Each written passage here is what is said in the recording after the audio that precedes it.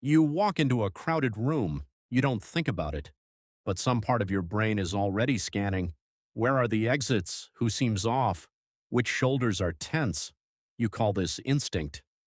A Secret Service agent calls it the job, but the real answer is far stranger. That instinct in your chest isn't a modern skill. It's an ancient survival system running quietly under everything you do, and the people we call bodyguards have simply learned to turn its volume all the way up. Picture the agent standing near a stage, sunglasses on, face still. Nothing seems to be happening, but their eyes are moving in a pattern. Scan the crowd, scan the hands, scan the rooftops, scan the crowd again.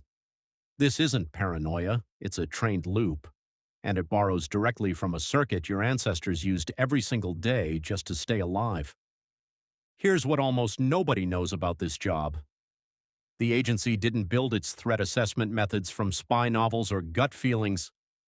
In the 1990s, researchers Robert Fine and Brian Vosakuil ran something called the Exceptional Case Study Project. They studied every person in modern history who had attacked or approached to attack a public figure. What they found surprised everyone. Attackers rarely snapped without warning.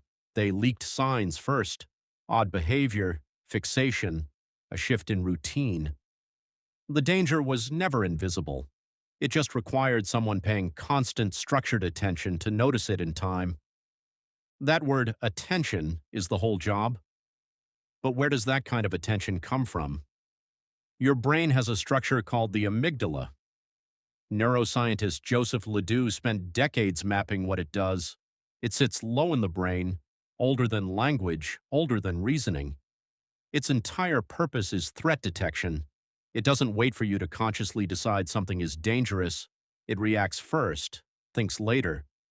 This is why you flinch before you understand why. This is why a stranger's sudden movement makes your stomach drop before your mind catches up. An agent's training doesn't erase this system, it refines it. Years of drills teach the brain which signals matter.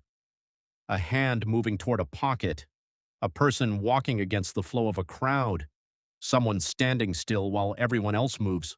The amygdala still fires first, but now it's aimed at the right things. Think about your own ancestors for a moment. 50,000 years ago, survival depended on exactly this skill. Was that rustle in the grass wind or something hunting you? Was that stranger at the edge of camp a threat or simply lost? The humans who scanned constantly, who noticed the subtle shift before it became obvious, were the ones who lived long enough to have descendants.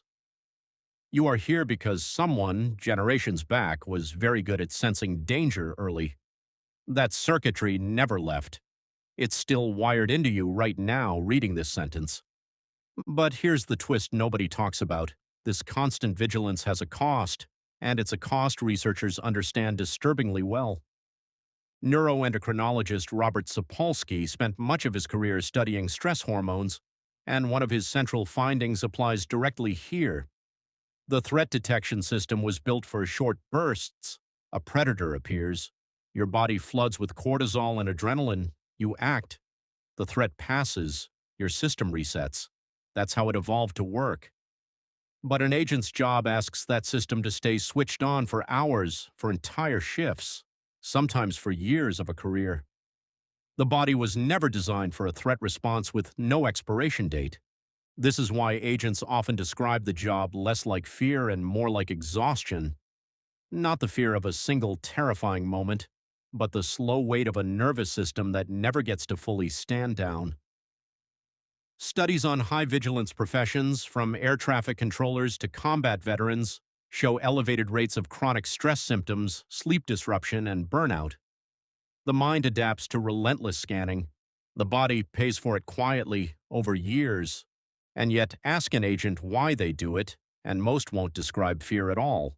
They'll describe focus, a strange kind of calm inside the alertness. This isn't a contradiction. It's what happens when the ancient alarm system gets trained instead of triggered. Panic is what happens when threat detection runs wild, unfocused, aimed at everything. Composure is what happens when the same system gets pointed at something specific, something practiced, something understood. So what does that mean for you? Someone who will probably never guard anyone in your life. It means the feeling you get in a crowded subway car, that quick read of who feels safe and who doesn't, isn't random. It's the same system, just untrained, just unaimed. You already have the hardware, you just never got the manual. Think about the last time you walked into an unfamiliar room and instantly clocked the exits without meaning to.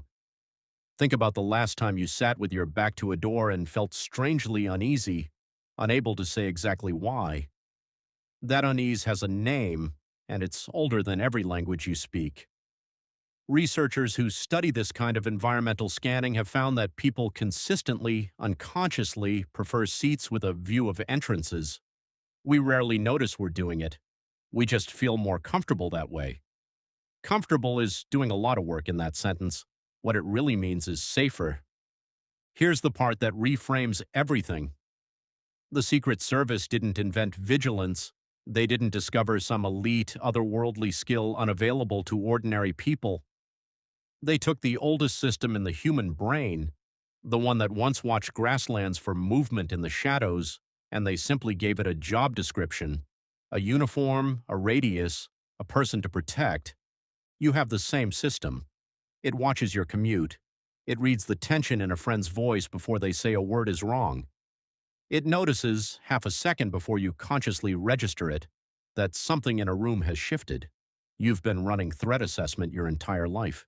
You just called it a gut feeling instead of a protocol. So the next time you walk into a room and some quiet part of you clocks the exits without being asked to, don't brush it off as nothing. It isn't nothing. It's the same ancient circuit that a highly trained professional spends a career sharpening, standing quietly at your shoulder, still doing exactly what it was built to do 50,000 years ago. You call it a feeling. Your ancestors called it staying alive.